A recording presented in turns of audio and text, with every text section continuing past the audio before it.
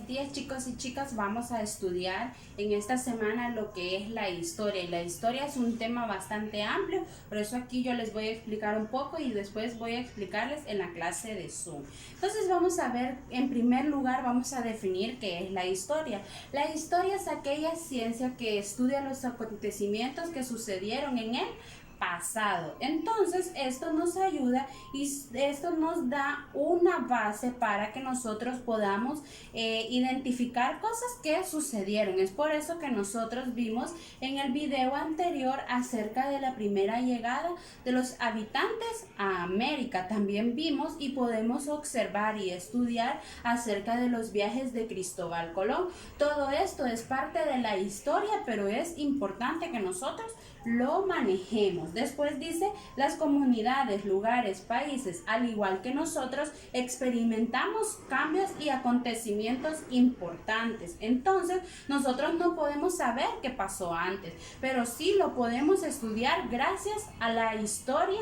¿Y cómo se estudia la historia? Pues la historia, miren, nosotros tenemos etapas de la historia universal y nosotros tenemos la prehistoria, tenemos la edad antigua, edad media, edad moderna y la edad contemporánea. Entonces, en cada una de ellas han pasado y se han registrado acontecimientos totalmente relevantes y es la que nosotros podemos observar. Y yo les voy a tener imágenes más grandes en nuestra clase de Zoom para que ustedes, como ya van a haber leído lo que está en su libro, puedan hacer sus aportaciones o puedan presentarme alguna duda que ustedes tienen.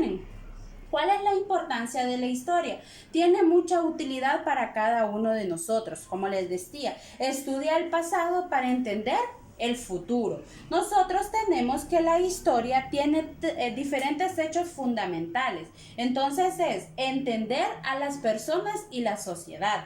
Luego, entender el mundo en que vivimos. Esa es la parte más importante de la historia. ¿Por qué? Porque nosotros vamos a entender cómo eran nuestros antepasados.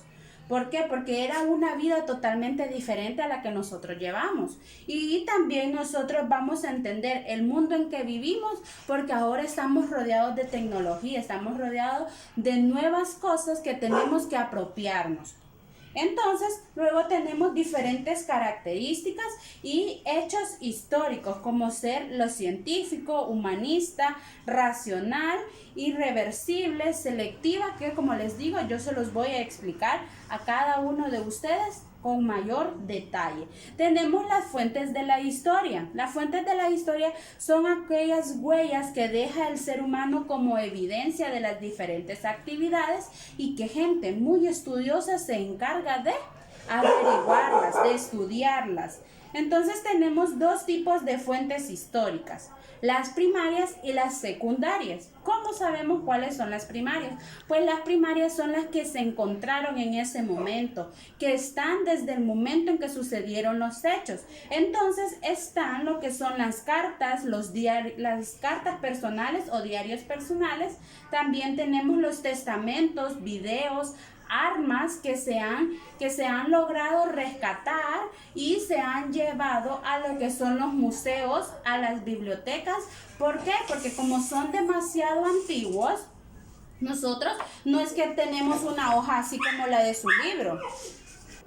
Muy bien, también tenemos las fuentes secundarias. Las fuentes secundarias son elaboradas a partir de las primarias, que nosotros decíamos que encontramos libros que no son iguales a los que nosotros tenemos, sino que son libros más grandes y nosotros ahora podemos ver que sus páginas son amarillas y su letra es escrita con pluma y tinta. Entonces, esas las guardan en grandes en los museos y se les pone un vidrio para que nosotros solo podamos observar cómo eran esos libros y cómo era la letra, porque también eso es parte de la historia. Entonces, en las secundarias, después de las primarias, nosotros podemos encontrar enciclopedias, libros, podemos encontrar revistas, documentales y ahora nosotros tenemos una gran cantidad de videos educativos que llaman más la atención de cada uno de ustedes.